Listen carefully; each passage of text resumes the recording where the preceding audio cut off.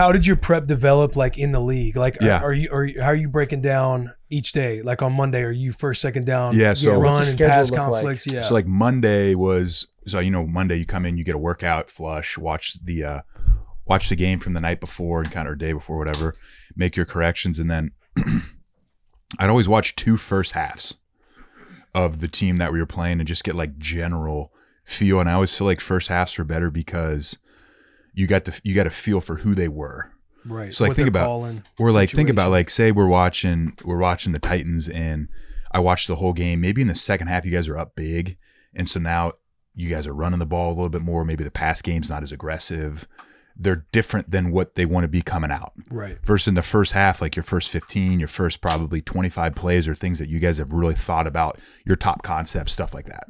So I'd watch 2 first halves and just get a feel for like, what do they look like up front? Are they like, for example, we play the Falcons, right?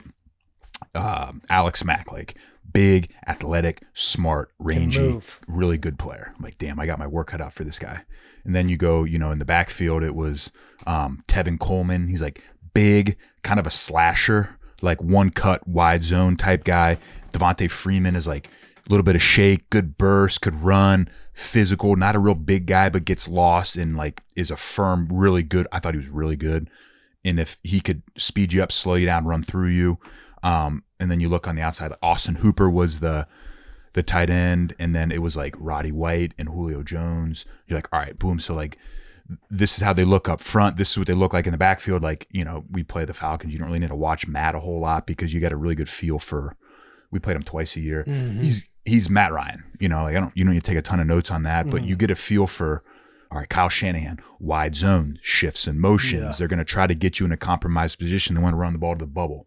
So that's Monday. And it's like click through stuff real quick. Tuesday now, comes. Are you a big notes guy or are you just. Notes, because that helps me. If I write it, then it helps me remember. Yeah. And this Monday, you're not necessarily taking notes. You're just feeling the game. You're feeling the process of the game. Yeah, and feel them. And like, I'll write down some notes. Like if they've got a dude that I'm not used to playing against or I haven't seen a lot of them, like I'll be like, offensive line moves really well. Center 51's a really good player. Mm-hmm. Running backs, this is how these guys feel. Because I always felt like with running backs, if you don't play against them a lot, you don't know how they like feel on contact. And I didn't like that. Like I want to know early in the game, how do you feel? Are you firm? Like stuff like that. And I felt like that was one thing that I always wanted to watch during the week is how do they run? How do they take contact? Do they like contact? Like, are they a stiff arm guy? What do they like doing? Because then in the game, you got to have a plan. I mean, you could play Marshawn Lynch. You can't just like run in there and hope you're going to get him on the ground. So then I would take light notes on that and just get a feel, because mentally I was like, Monday was a day where I'm like, I need to kind of break it up a little bit. So if I took a ton of notes, I'm like, this is just too much mentally. Mm-hmm. So then Tuesday you come in, hit a little workout, and then I'd watch run game. So our coaches did a good job of breaking down run game based on like formation, down and distance, top concepts. And then I would go and highlight like 4 games. And then, you can sort everything. So I'd sort it by like personnel. So like, all right, I want to see all their 12 personnel runs. And like, how do they run the ball to 12 personnel? Is it 3x1? Is it 2x2? Do they like running 12 personnel and putting the tight end in the backfield? Because if so, now it turns into like 2-back run versus like if they're in a wing or double like ace, both on the line of scrimmage. Now it's like 1-back run. It's like 21 instead of 12. Yeah. So it's like a completely different concept. So I want to know what they do. And then I would break it down by like personnel group, then formation, and then top concepts inside the formation. I take notes on all those and just chart it. Cause like it took a lot of time, but I felt like if I could write it down, then I would remember it better. Mm-hmm. So then, and by Tuesday, I usually had the game plan, like first and second down game plan. So then I'd watch all that, chart everything, watch those games, and then I'd watch a full game after that, and then see how it fits.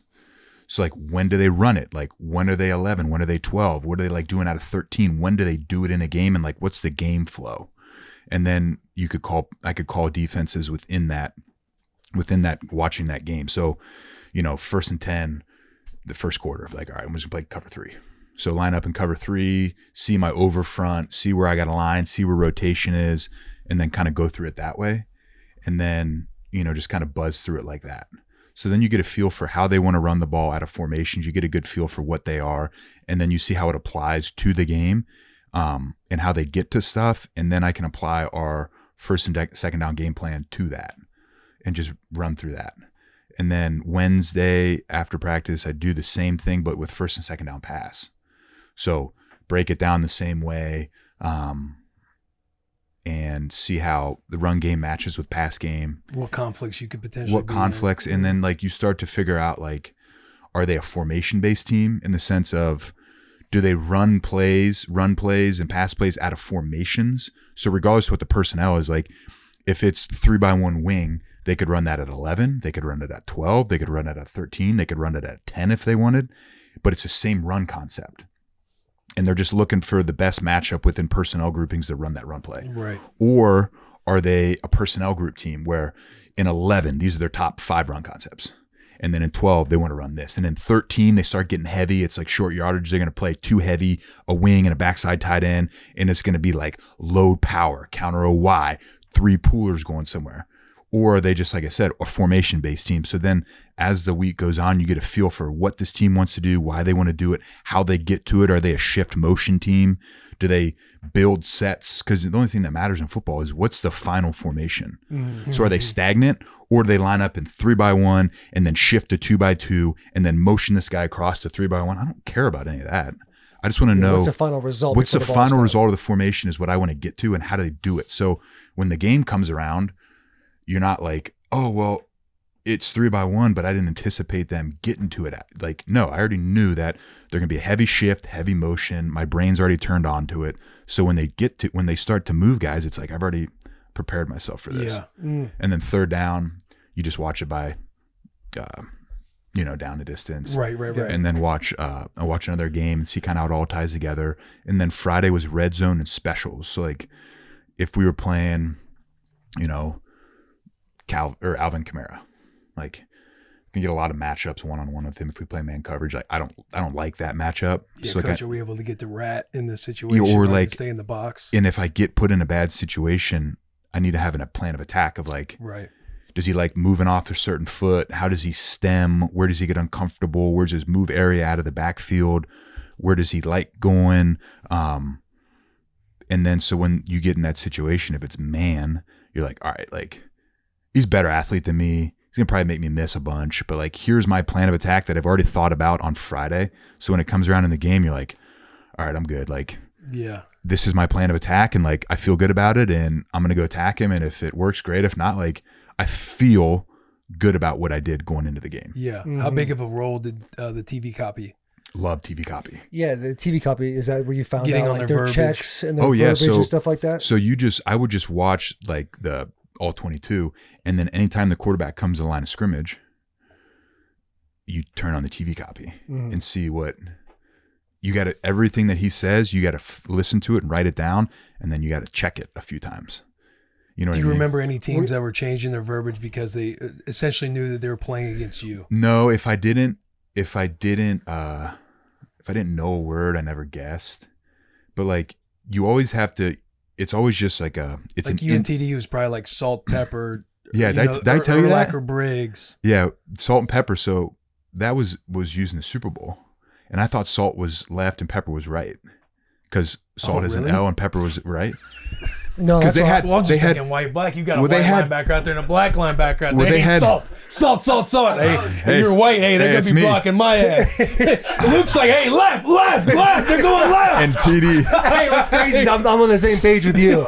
Because inside that game, so inside the game, they said like Tiger, and Matt Paradis was the center, and he said Tiger, and one of the offensive linemen was like, huh? And he said, Tiger, I was like, you're going to the right. Yeah. So I took that forward to salt and pepper, and I remember having an argument with TD about it, and we get in the sideline, and I'm like, I don't know why they call pepper, and they went to you. I was on the right side, or whatever, the left side, they're right. And he's like, no, you missed the whole thing. Salt, you're white. Pepper. I was like, it makes sense now.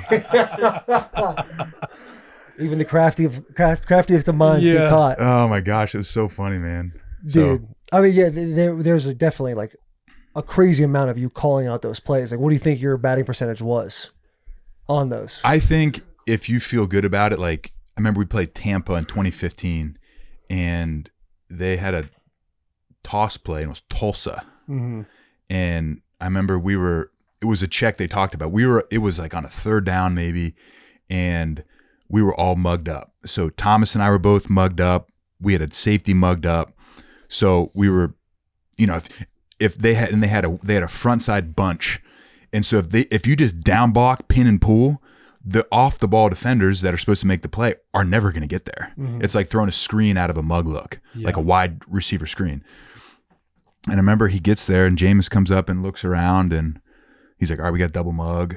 All these guys in the line of scrimmage, safety's down, showing off the backside, the rotational guy, and the nickel's showing up because it's a bunch because he's got to press the point. And he checks Tulsa, and I'm like, oh my gosh, perfect. Yeah. And so we pull everybody out and bump everyone plus everyone front side, just totally get out of the blitz. We were supposed to be dropping defensive tackles. It was like a sim pressure, and we just told all the defense linemen, like, go. Don't drop. It's a run. It's a toss. Go. And one of the guys, I think Jared Allen made the tackle, and I was so happy. It was like it all worked, you know. You get that one play, awesome. Get that one play you make based on film, and you just like, it's all worth it. Yeah, you know? Yeah. All the preparation was worth it for sure. And TD was great at that. TD watched a ton of tape too, so we had a good little combo.